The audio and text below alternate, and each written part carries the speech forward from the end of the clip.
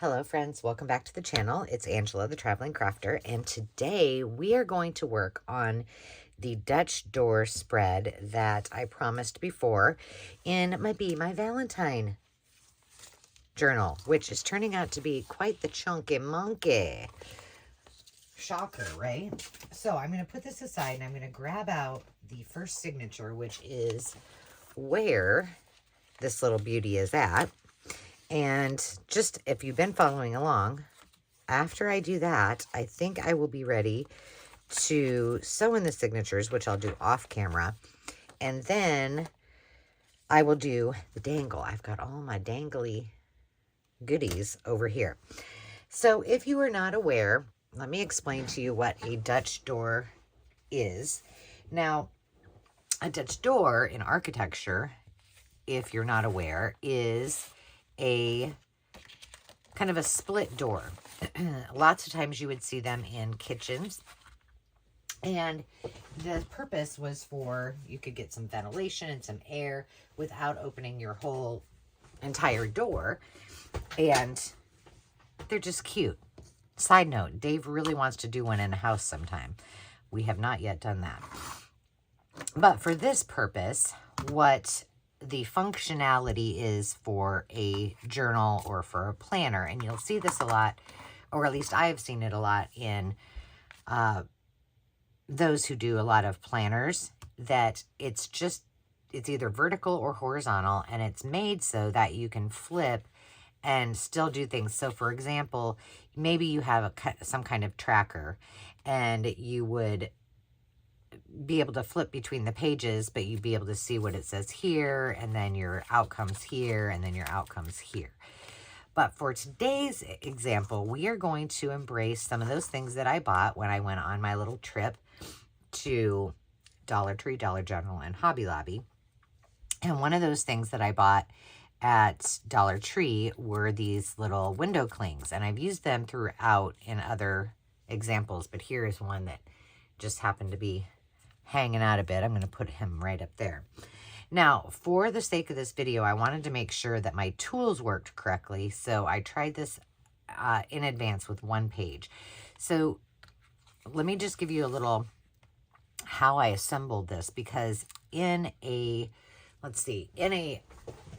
regular planner, it would look something like this. So here's your notebook, and then you would, the pages are already in there, and so then you would just do it like this and then like this, so you could see all of the pages, right? Well, they're already made in their little planner notebook, right? Well, this one was not. So what I did is first of all, I took this page, I made it a little bit smaller, and then I attached each one of them to the other two pages that I had. So I had this kind of plummy color, and then I attached this one. I made a little score in here and attached this one to this back piece of plum, and then I attached the leftover from this one to here, just with a piece of washi tape. That was it. I did use some extra glue, but that way this part will go into my journal like this, and then the signature will be here, and this will be the back page, if that makes sense. That's as easy as it is. The second thing that I did off camera, just to save a little time, is I went ahead and cut one out because I wanted to make sure it worked. So all you need to do is place your images where you want them, where they'll kind of peek through, and place them as you wish, whether these be stickers or images from a book, whatever you might have. And then it's just down to cutting them. Now, I just use my cutting plate. I put it under here, and I have 3 different utensils that I worked with, and I'm going to give you a little bit of, this is just my preference. This little guy is just like a pen, tiny little thing, and it has this itty bitty blade. Let's see if I can get up here and show you. Look how tiny that blade is. See, in comparison to my fingernail. Oh, that's not coming out, but it's itty bitty. I did not prefer to use this one. However, we'll try it so you can see it. I also have two different X-Acto knives. So I have the larger one and I have the smaller one. So there's those two. Those worked okay. But truth be told, when I was doing this, the best thing that worked for me to get closest to it were my scissors. So that's what I did. And I did leave just a little bit of an edge, except for at the top on that first layer. So now we're going to work on the second layer. And so we're just going to pop this inside of here. And I'm going to come down a little bit. There we go. And I need to turn this just a smidgy so I can actually cut this and make sure it works. But I'll show you, maybe if I can get my chair to move up here. Good Lord, what's happening? There we go. You know, you got to get all at the right angle. So this one is, it's just very petite, if you will. And it did work. But for me, I just thought that to make it more precise, and I had to, as you can tell here, I had to press really, really hard to get it to actually work. So I thought, well, let's see if we can save myself some time on my hands. And so then I tried this one. And so I'm going to have to trim that up right there because I don't really love it.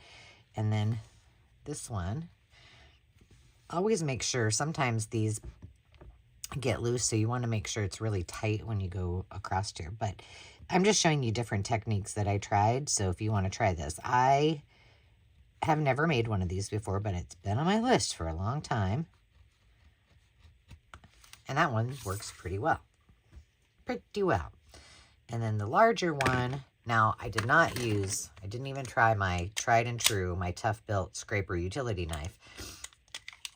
But I bet it would work too. It's just a lot bulkier, and I didn't think that would really work as well. So now here's the larger. When I say larger, I just mean longer blade. It works really well as well. And I'm going to show you on these before I do the next one. And for me, it was easier to just do little bits at a time like I'm doing right now.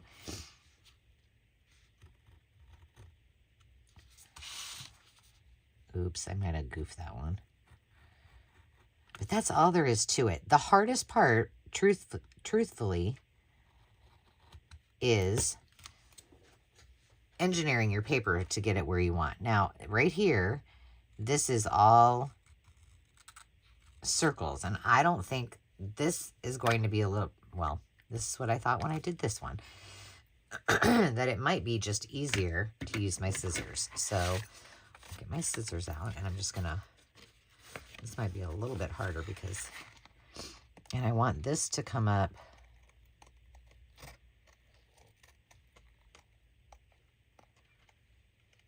from the bottom, so it's just a little bit more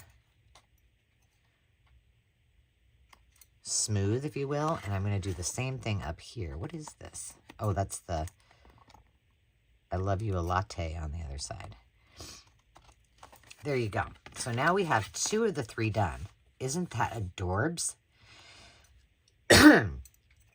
So let me show you on this one, just doing the cutting. And so I'm going to turn both of these back. And I'm going to start at the bottom. Let's see, where does this end? Yeah, I'll just start right here. I just want to make sure when it lays. And I am going to cut off this popsicle stir, candy stick, whatever you want to call it.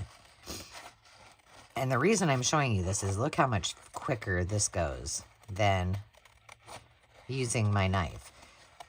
Now, depending on how intricate your pieces that you're putting down might dictate which item you're going to use. But lickety-split, I just did that. And there you have it. I've got my Dutch door already finished. Now let's put it back in here so you can see what it looks like. And maybe this will make a little bit more sense. Okay, this is where I want it to go. So I want these 3 pieces to stay together. Thus the reason I took this last piece and attached it to here with the washi. So this will be my back signature. There he is.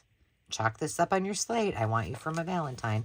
And now here is this little piece, and there is room to write here and in here and all in here and here.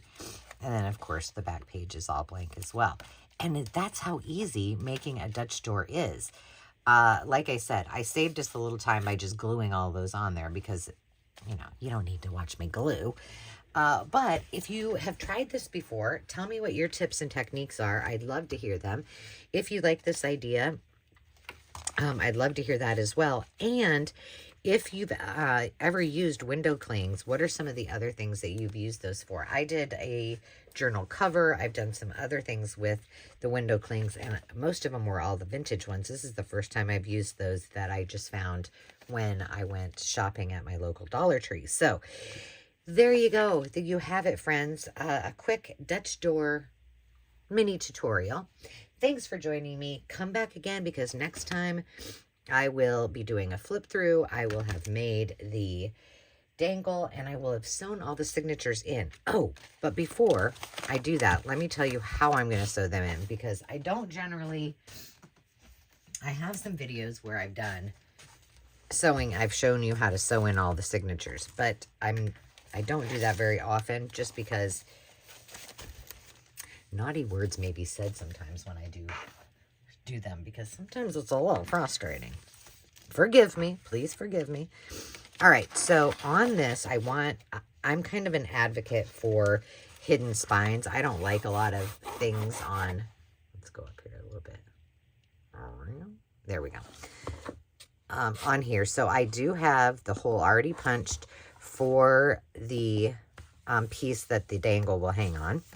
And then this will, I did this when I was up at the lake and I did not have my long arm, what do you call this thing?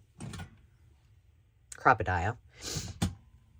So I need to punch those. But what I will do essentially is I will sew each of the signatures in here, and then I will glue all of this right into here, and I'll leave these as additional pockets. So the recipient will have a pocket here and a pocket here, and then the signatures will be right here. So I'll do that all off camera. I'll put in the little post for the dangle, and then I'll make the dangle, and we'll do a flip through, and it will be fun. I'm excited about this. This is, if you haven't watched the other videos, go check them out. But this is the first Valentine-ish video that journal that I've ever done. I did do the tie, and I actually did this with, I made this bigger, larger, and then I cut it in two because I didn't want the tie to be so thick, and then I added this love ribbon on it as well. So that is what we got, friends. Come back again next time. Thanks for hanging out with me, and until then, remember to take time to just be. We'll see you soon. Cheers.